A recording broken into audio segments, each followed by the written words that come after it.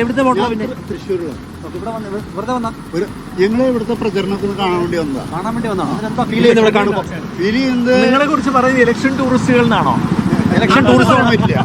അതായത് നമ്മുടെ നാട്ടിലൊരു ഉപതെരഞ്ഞെടുപ്പ് ഉണ്ടാകുമ്പോൾ ഈ കേരളം മുഴുവൻ ശ്രദ്ധിക്കുന്ന ഒരു പ്രദേശമല്ലേ. അപ്പോൾ അവിടുത്തെ പ്രവർത്തനം നമ്മളൊരു രാഷ്ട്രീയ അല്ലെങ്കിൽ പൊളിറ്റീഷ്യൻ എന്ന നിലയ്ക്ക് അതൊന്നും കാണുന്നത് വൺ ഡേ വന്നാണോ? വൺ ഡേ ഞങ്ങൾ പോവാ. എന്താ വരും തോന്നുന്നത്?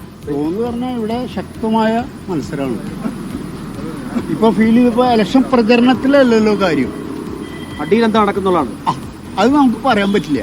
അതായത് ഇവിടെ എന്ന് പറഞ്ഞാല് ശക്തമായ മത്സരം എന്ന് പറഞ്ഞാൽ LDF UDF ആയിട്ടുള്ള ശക്തമായ മത്സരം തന്നെയാണ്.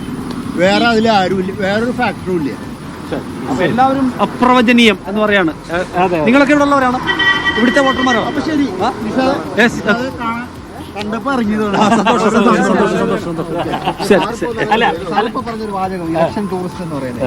അതായത് ഈ മണ്ഡലത്തിൽ CPM നിയോഗിക്കുന്ന ആൾക്കാർക്കപ്പുറം ഇതുപോലെ ഇലക്ഷൻ കാണാൻ വേണ്ടി വരുന്ന ആൾക്കാരുണ്ട്. ഉദാഹരണം പറയാം, ചെറിയൊരു ഉദാഹരണം. നമ്മളെ ഓഫീസിലെ ചിഞ്ചുവിന്റെ ഇൻപുട്ടിലുള്ള ചിഞ്ചുവിന്റെ അച്ഛനും അമ്മയും കൂടെ മെനഞ്ഞാന്ന് ഇവിടെ വന്നിട്ട് വിളിച്ചിട്ട് എൻ്റെ അടുത്ത് ഈ LDF സ്ഥാനാർത്ഥിയുടെ പരിപാടി എന്തൊക്കെയാണ് എന്ന് നോക്കിയിട്ട് വൈകുന്നേരം 6 മണി വരെ ഉണ്ടായിരുന്നു, രാവിലെ വന്നിട്ട്. അതുപോലെ ഇത് അറിയാൻ വേണ്ടി വരുന്ന ആൾക്കാർ നിലമ്പൂർ അല്ലെങ്കിൽ തന്നെ ഒരു ടൂറിസ്റ്റ് കേന്ദ്രമാണ്. അത് കൂടാതെയാണ് ഇലക്ഷൻ ടൂറിസം.